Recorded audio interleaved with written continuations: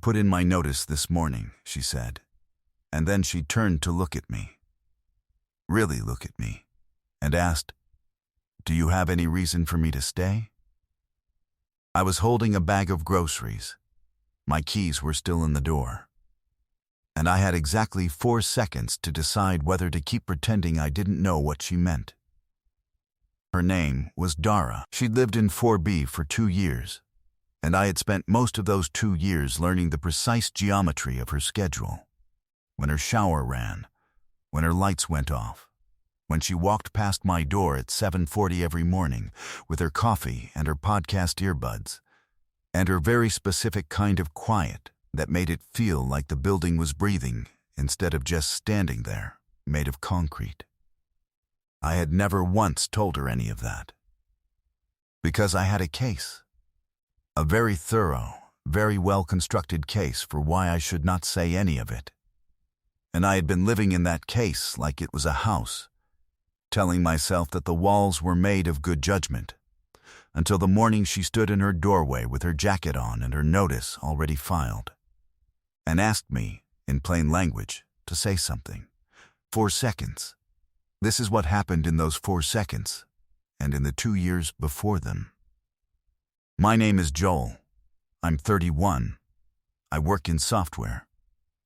I have a cat named Tuesday who I adopted because a coworker was moving and asked if I wanted him, and I couldn't think of a fast enough reason to say no, which is, now that I say it out loud, a fairly revealing pattern in my personality. I am not, by nature, someone who fails to notice things.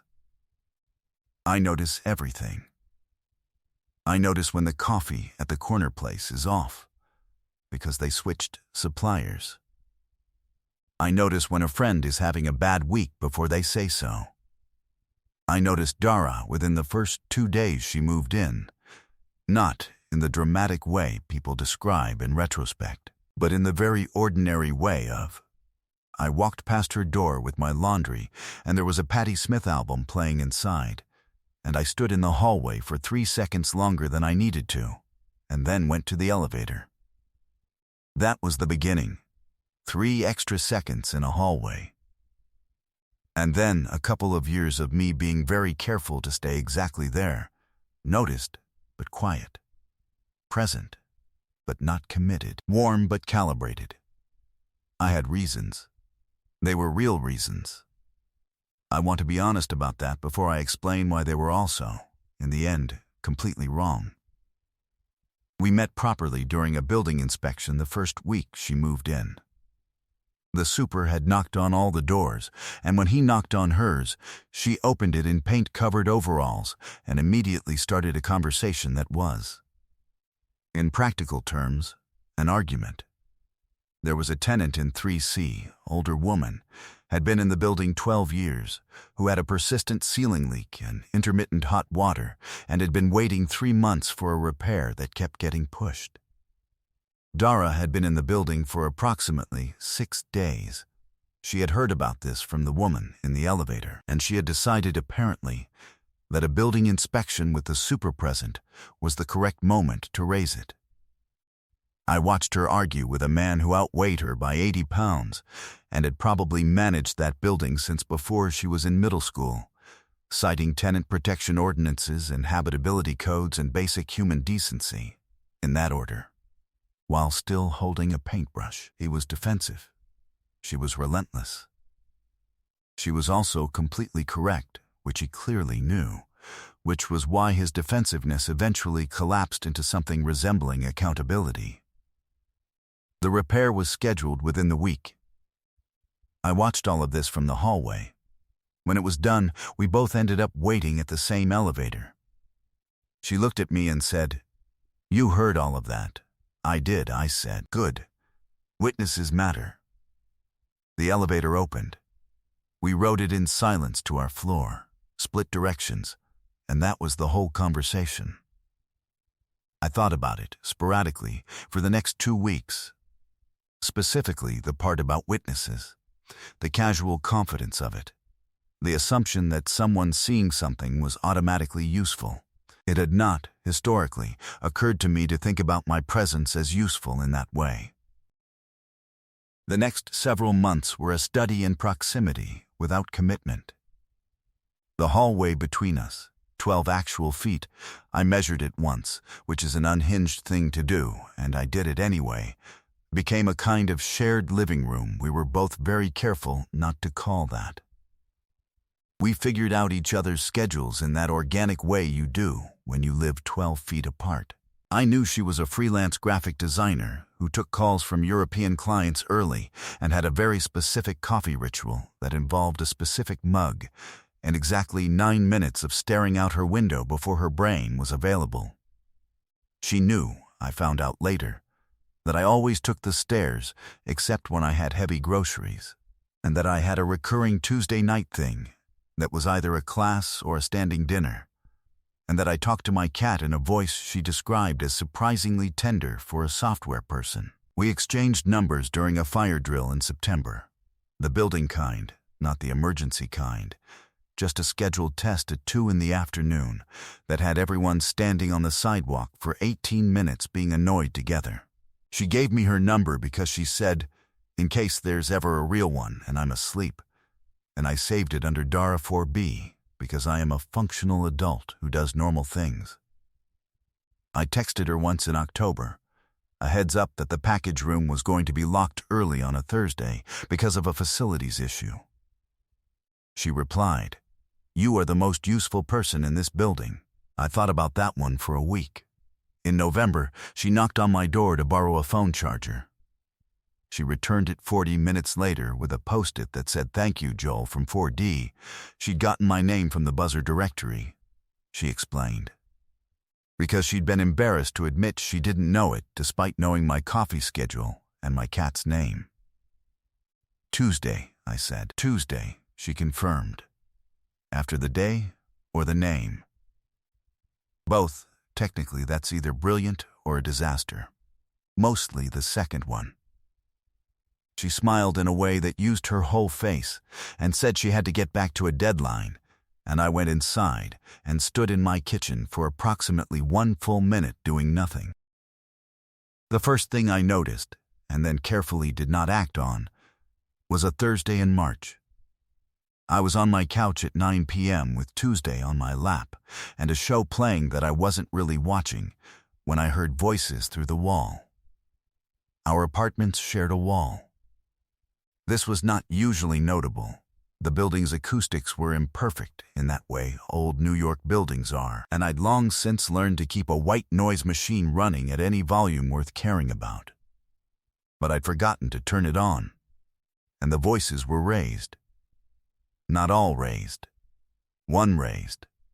The other, hers, in the particular flat register someone gets when they're choosing every word carefully because they're trying not to escalate something that is already escalated. I heard, "Already told you," and then a long stretch I couldn't parse, and then her voice, quieter, with a finality in it that I recognized without being able to explain how.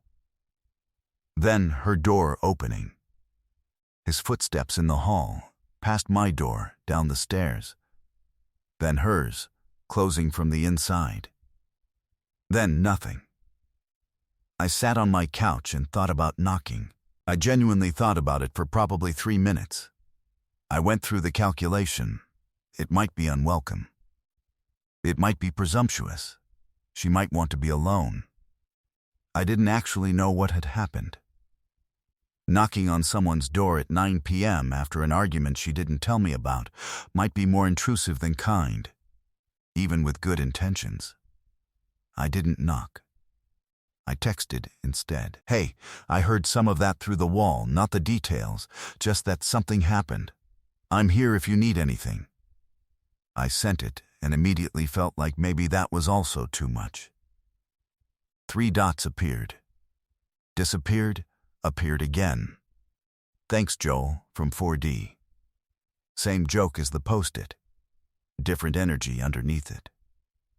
I sat with the phone in my hand. Tuesday, who has no patience for prolonged inaction, walked directly across my lap and onto my phone and accidentally sent her a 17-second voice memo consisting entirely of him purring at high volume.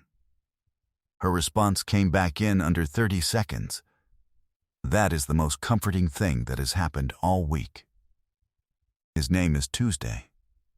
He says he's available if you need him. Please tell Tuesday he is a gentleman and a healer. She came over an hour later. She sat on my floor. She always gravitated toward floors. I came to understand. It was a positioning thing. She felt more settled low to the ground, and drank my tea and told me, in broad strokes, about the ex. His name was Marcus. They dated for about a year, ended 6 months ago, and she thought it was clean. It had not been clean. He'd been texting her since February, a cycle she described precisely, as though she'd been cataloging it. Apology. Then a week of silence. Then something that was almost normal. Then pressure disguised as checking in. Then another apology when she set a limit. She'd told him, finally, 2 weeks ago, to stop contacting her. He'd shown up to her building. He knows where I live, she said. Not frightened exactly, but with that particular awareness of someone recalibrating their sense of their own safety. Yeah, I said, because I understood what she was actually saying. I'm not scared of him, she added. I'm just aware that I didn't expect him to come here. And now the here is different. That makes sense, I said. He left when I told him to leave, she said. Which is something. It is, I said. And then, because I was still being careful, I did not say the other things I was thinking, which were that I would have answered the door, that I was 12 feet away, that the distance between us was approximately 1 hallway, and I had been choosing not to close it. And the specific configuration of my choices suddenly felt less like wisdom and more like cowardice. I made more tea. Tuesday stole the blanket she'd pulled over her feet and refused to return it, which made her laugh. Which was the first real laugh of the night. She left a little after midnight. I walked her 12 feet and stood in the hallway and thought about saying, I'm glad you came over, which was true. I thought about saying, I've been very careful not to say something for a long time, and tonight I'm suddenly not sure why. Which was also true. I said, You okay? She said, Getting there. And she went inside.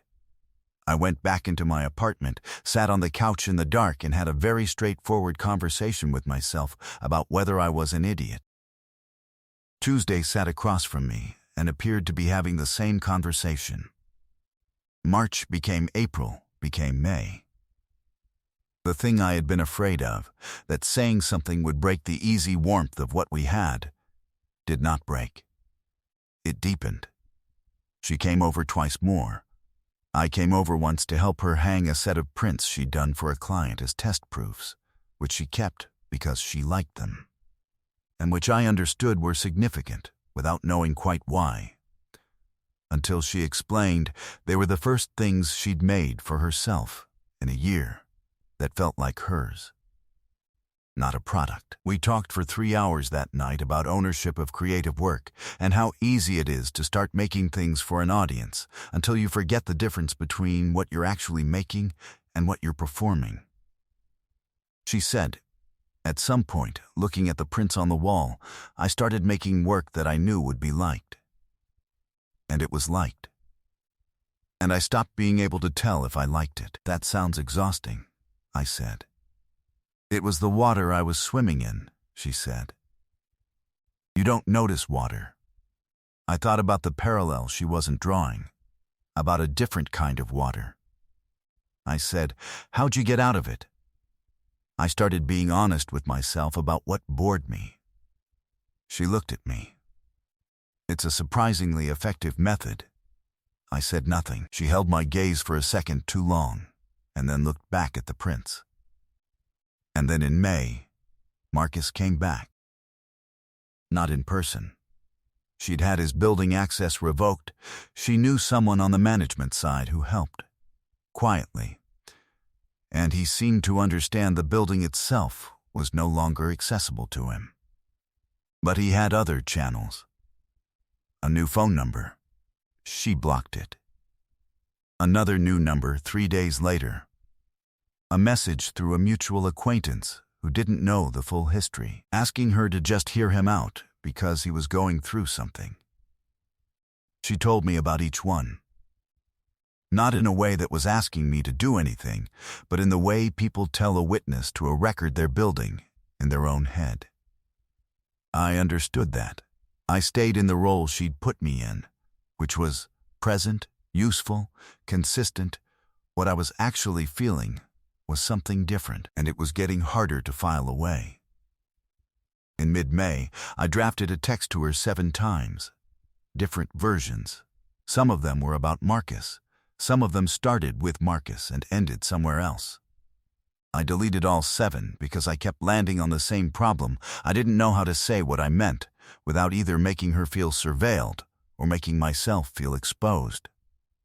And the overlap between those 2 fears was where I kept getting stuck. What I said instead, in person, in the hallway, on a Wednesday evening when we ran into each other coming back from our respective days.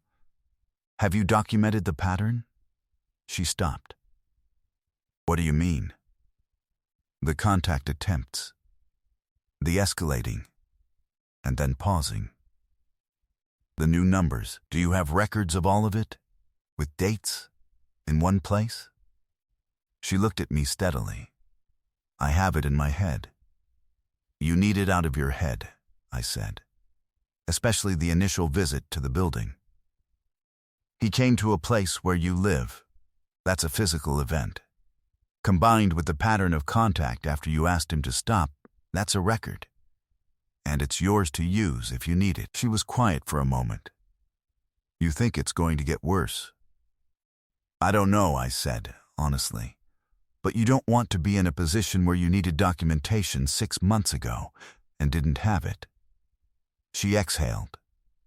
Will you help me build it? Yes, I said. We sat at my kitchen table that evening with Tuesday trying to sleep on every document we spread out. I had her walk me through every instance she could remember. Dates when she had them. Approximate dates when she didn't. The content of messages she'd screenshotted. The content of others she'd deleted that she could reconstruct. We put it in a document, organized by date, specific and factual. We drafted a note to her phone provider about the new numbers. We wrote a formal communication to her building management about the original visit, now with corroborating detail. When we were done, she sat back and looked at the stack and said, "This is the most organized I have ever felt about something terrifying." That's what documentation is for, I said. You're surprisingly good at this.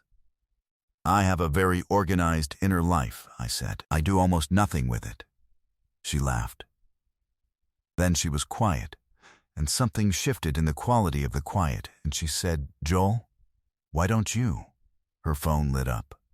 New number. She looked at it and the laugh was gone. "I have to call my friend Mia," she said. "She knows more about this than I do. Legally, but..." She gathered the papers, stood, and looked at me. We're finishing that sentence. We did not finish that sentence. I told myself it could have ended anywhere. It was late. She was stressed. The sentence was probably about why I was good at documentation. I let it go and went to bed and lay in the dark and said nothing to Tuesday, who said nothing back, which was the correct response. In June, Marcus escalated. He'd gone quiet on personal channels. The cease and desist was coming. Mia was working on it. But the formal letter hadn't gone out yet, and the quiet had a specific quality that Dara and I both recognized as the quiet before something, not the quiet of actually stopping. What he did instead was find her professionally.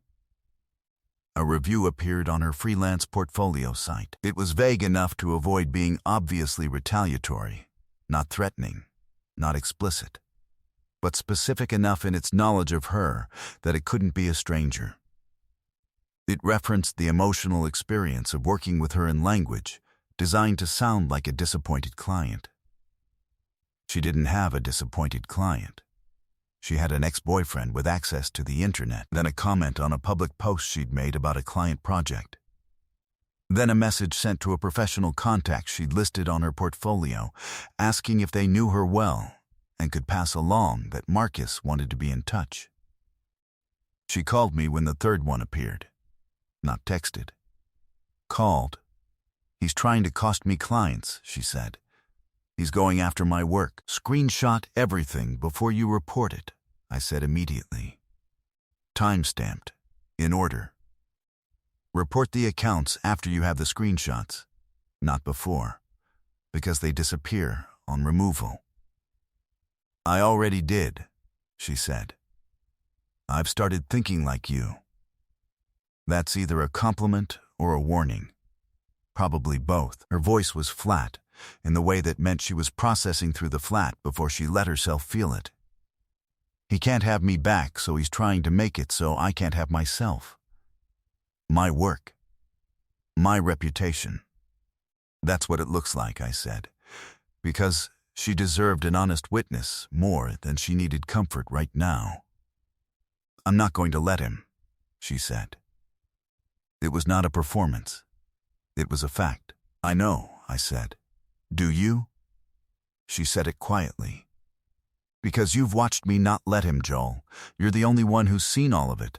The documentation, the pattern, what I did when I didn't have anyone to tell me what to do next. And I needed someone to watch. I didn't know I needed that until I had it." I was quiet for a moment. "I know," I said again. And I meant something different by it.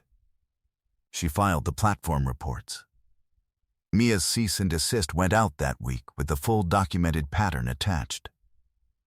The professional contact who'd received the message responded to Mia directly and offered to sign an affidavit if needed. The platforms removed the accounts. Marcus went very quiet in a way that felt, Mia said, like someone who just had the extent of the record explained to them. July was the first month that felt like exhaling. We celebrated with takeout on her floor because her furniture was better. She had an actual rug that was the tactile equivalent of being held, and windows open to the summer, and nothing urgent on either of our phones. Tuesday came uninvited and was permitted to stay, and then installed himself on the best spot of the rug like he'd been planning it. We talked about things that had nothing to do with Marcus for the first time in 4 months, and I noticed the specific quality of what that felt like. Not absence of weight exactly, but a different distribution of it. Like the thing we'd been carrying was still there, but we'd put it down for the evening and were pretending to forget where we'd set it. Her family, she told me, were all in Lisbon. Her mother called every Sunday at noon, her time, regardless of what was happening in Dara's life, and the call always began with the same question about whether she was eating enough. Her father sent her newspaper clippings through actual mail, physical clippings with a note in his handwriting on the corner. Things he thought she'd find interesting, which ranged from local art news to obscure sporting events to once, memorably, a recipe for salt cod that she did not know how to make, and still does not know how to make, but has kept on her refrigerator for 2 years. "He doesn't email?" I asked. "He emails," she said. "But he also sends the clippings. He says you keep the things that matter." I thought about that more than I mentioned. My ongoing and catastrophically unsuccessful attempt to keep a small herb garden alive was something she'd been aware of. She'd noticed the increasingly desperate-looking basil through my window when she walked past, and she'd apparently done some reading on my behalf, which she did not tell me until she'd inspected the windowsill on a subsequent visit and delivered her verdict. "You're overwatering," she said. "I'm nurturing," I said. "You're drowning them," she said. "That's not the same thing. They need to dry out between waterings. You're not letting them be uncomfortable." I said nothing. She moved on to the rosemary. I thought about what she'd said for the rest of the evening, and then, more than was probably appropriate, for several days after. We talked about a novel we'd both read in different decades. She'd read it at 19 and thought it was devastatingly romantic. I'd read it at 26 and found the protagonist's passivity infuriating. She said I was projecting. I said she was romanticizing avoidance. We argued about it for 45 minutes, with the windows open and the city coming in, and Tuesday periodically wandering between us like a very small moderator. And we landed somewhere genuinely different from where either of us had started, which is the only kind of argument I find satisfying. "You're not actually wrong," she said eventually. "He does nothing. He just feels a lot while he does nothing and expects that to count." "Thank you," I said. "You're also not entirely right," she said. "Sometimes doing nothing is its own act. Sometimes the waiting is the thing." "That's generous," I said. "I'm a generous reader," she said. "It's a flaw." At midnight, she walked me to my door instead of the other way around and leaned in the doorway and said, "This was really good, Joel." "Yeah," I said. "We should do this more." "Yeah," I said. She went back down the hall. I stood in my doorway for a moment and watched her go, and then went inside and lay in the dark and thought about the fact that every time a door opened slightly, I found a way to stay in the doorway. That I had perfected the art of being present without quite arriving, that she kept coming back anyway, showing up at my floor and my kitchen and my life with a consistency that was more generosity than I'd done anything to deserve. Tuesday sat on my chest and stared at me with the focused attention he reserves for things he considers urgent. "I know," I said. He walked away. He was raised with standards. In August, she told me she was thinking about moving. Not away from the building, away from the city. A job offer had come through from a studio she'd been trying to get in front of for 2 years. Real equity, real creative direction, meaningful work. The studio was in Boston. 3 hours away, or 45 minutes on the fast train, but not here. Her lease was up in October. She was 34. The offer, she said, was the kind that didn't appear twice. "Are you going to take it?" I asked. "I'm thinking about it," she said. "There are factors, good factors or complicated factors. Both," she said. "Some of them are here." I looked at her. She looked back. The sentence hung in the air between us, with the specific weight of something that has been waiting to be said for a long time and has finally run out of patience. "That's a hard one to weigh," I said. Her face did something small and careful. "It is," she said. "It really is." I went home. I sat on my couch. I looked at the wall. Tuesday looked at me with the specific expression he gets when he is watching me fail to do something obvious. "I know," I said. He knocked a pen off the coffee table. "A metaphor, probably. I did nothing in August. I want to be completely honest about this, because the story doesn't make sense if I soft pedal it. I had the most obvious opportunity of the past 2 years," she had told me. In plain words, that factors keeping her here were the reason the decision was hard, and I looked at that open door and said that's a hard one to weigh, as though I were a consultant she'd hired. And I went home. My reasoning at the time was this: she hasn't made a decision yet. Saying something now, while she's actively weighing a career opportunity that could change her life, feels like applying pressure to a choice that belongs entirely to her. If I tell her I want her to stay and she stays and then regrets it, I've taken something from her. If I tell her I want her to stay and she goes anyway, I've made the goodbye harder without changing the outcome. The respectful thing, the mature thing, is to let her make her decision in her own space, and then be honest after the fact. This reasoning was not completely wrong. There is something real in it, something worth preserving. But it was also not the actual reason I said nothing. The actual reason was simpler and harder to say. I had built a 2-year habit of staying in the hallway, and by August it no longer felt like a choice. It felt like what I did. The case I'd built for myself, neighbors, proximity, the unbearable mathematics of living 12 feet from someone you've lost, had become the water I was swimming in. I'd stopped noticing I was swimming. I was just there, in the water, telling myself this was just how things were. She said some of them are here, and I handed her back the weight of it with a nod. She spent August doing what she'd spent 2 years doing, making decisions, taking action, being honest about what she wanted. She took 2 calls with the studio. She consulted with Mia about the job's equity structure. She made a list of what leaving would cost and what staying without changing anything would cost, and she looked at both lists. I spent August almost texting her things I didn't send. In the last week of August, she told me she'd decided to put in her notice. Not the job, she hadn't given them an answer yet, but the apartment. October, she was going to decide about Boston once she'd already committed to leaving 4B, because the 2 decisions were getting tangled together in her head and she needed to separate them. That's a good way to think about it, I said. It's the only way I can think about it right now, she said. Yeah, I said. I went home.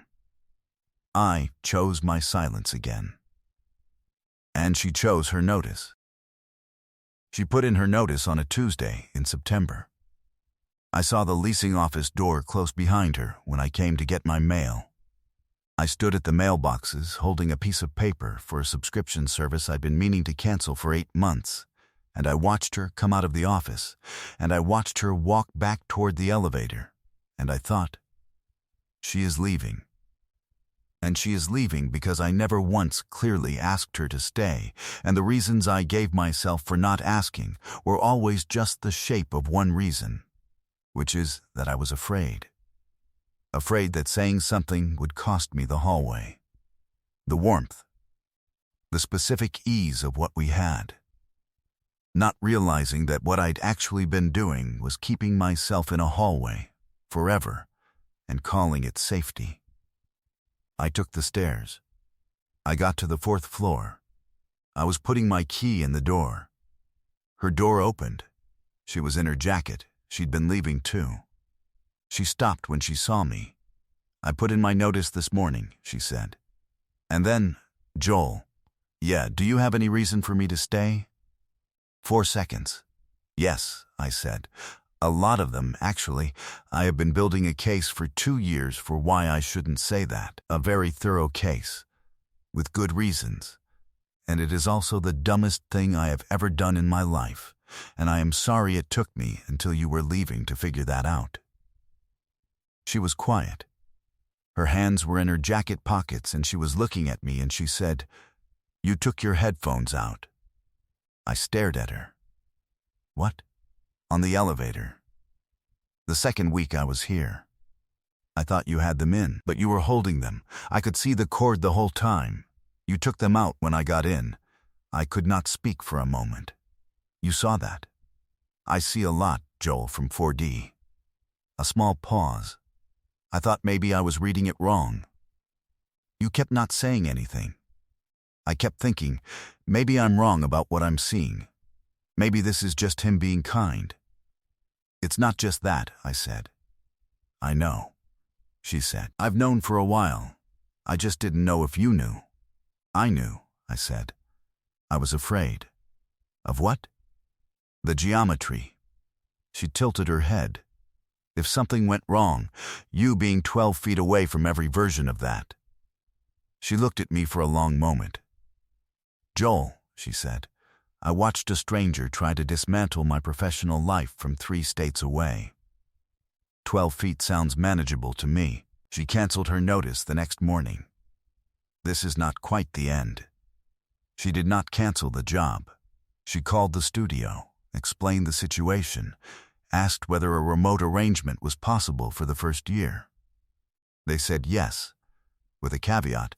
She'd need to be in Boston for 2 weeks each quarter, and available for major project milestones. This was not a small negotiation. She did it anyway, by herself, because she is the kind of person who argues tenant code at 9 am in paint-covered overalls and has exactly the right words for it. She also did not stay in 4B. The apartment was too much history by October, she said. Not bad history, just dense. She found a place 6 blocks away, bigger, with actual south-facing windows, and moved in mid-October. I helped her carry things. Tuesday supervised from a laundry basket, which she'd lined with one of her scarves so he'd be comfortable, which she'd done without being asked. Marcus filed a counter-response to the cease and desist.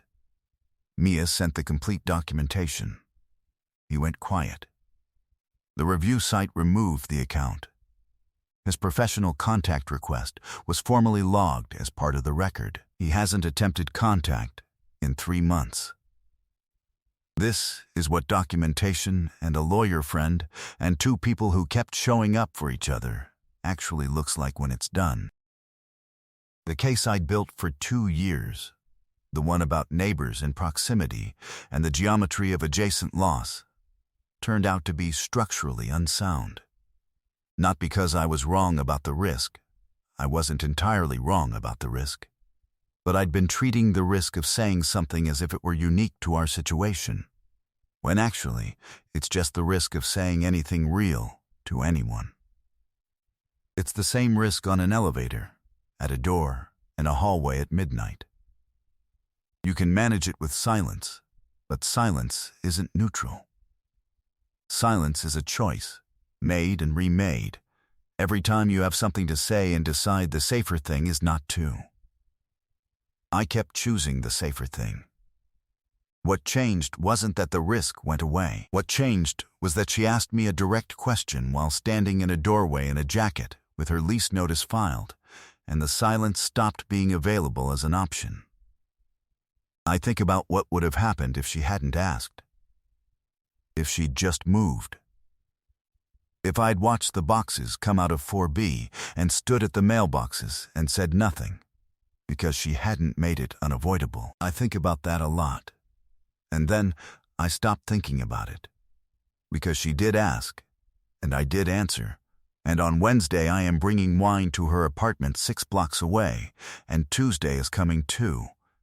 In the carrier she bought him because she said the laundry basket wasn't a long-term solution. She texted me a voice memo about which wine to bring. It is 43 seconds long. I have listened to it 4 times. I am learning to stop treating small things like they're not the point. They're almost always the point. Have you ever realized that the person who was quietly watching you figure out how to be brave was the one you should have spoken to first? Tell me about them in the comments. Write the thing you haven't said out loud yet. Subscribe for a new story every week.